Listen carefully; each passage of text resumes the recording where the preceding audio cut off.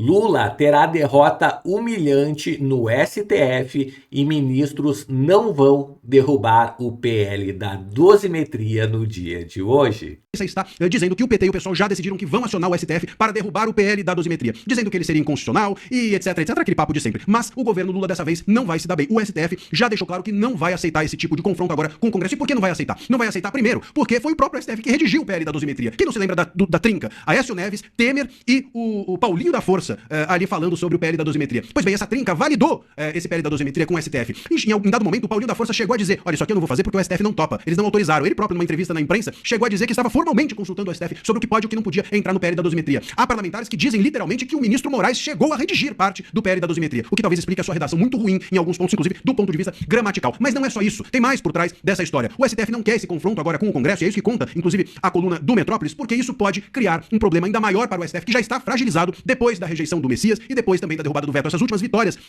da direita dentro do Congresso claramente fragilizaram o STF e expuseram que o STF não está com essa bola toda. E o STF está um pouco acuado. E acuado, ele não vai comprar essa nova briga com o Congresso. Diz a coluna aqui do Metrópolis o seguinte, aspas, após o resultado, parlamentares que integram as cúpulas da Câmara e do Senado ressaltaram, a coluna sob reserva, claro sempre, que o texto do projeto aprovado em novembro de 2025 foi negociado previamente com ministros da ala majoritária do Supremo. Leia-se Gilmar Mendes, Moraes e a turminha deles. Muito bem, com esse argumento, a cúpula do Congresso prevê que, se julgar o caso, o STF dirá que o processo legislativo foi correto, que não é inconstitucional e etc. e manterá a derrubada do veto. O próprio Supremo quer virar a página sobre esse tema, diz o parlamentar, com o elemento ou com um bastidor que ouviu dos próprios ministros do STF. Portanto, meus caros, a verdade é que a rejeição, como eu mencionei, do Messias e a derrubada do veto impuseram não apenas uma vitória para a direita, mas também impuseram uma derrota para o STF e para o governo Lula. O governo Lula tomou uma piaba que foi a rejeição do Messias, tomou outra piaba que foi a derrubada do veto, isso fragilizou o governo. O governo é uma espécie de consórcio estatal com o STF e isso também, portanto, por decorrência, fragilizou o STF. O STF foi pego de surpresa com a rejeição do Messias, né? Ele não estava por trás disso. Como eu já mencionei aqui, pode ser que o Moraes tenha feito uma outra articulação contra o Messias, porque não gosta do Messias e prefere o Pacheco, mas com absoluta certeza essa vitória da direita não tem a ver com o STF, que, repito, foi pego de surpresa. O Moraes não é o grande articulador de nada, o STF não é ou não foi o grande articulador de nada, o STF foi fragilizado por essas derrotas, assim como o governo Lula também foi. Será, portanto, se houver essa ação, esse recurso do PT e do PSOL para derrubar o PL da dosimetria, será algo que o STF não vai meter a mão porque sabe que pode se prejudicar. E se o governo fizer isso sozinho, sem o apoio do STF, a gente sabe que vai ser mais uma derrota, vai ser a terceira derrota seguida em menos de um mês para o governo Lula. Será que eles não entenderam ainda o jogo? Será que eles não perceberam que eles nessa hora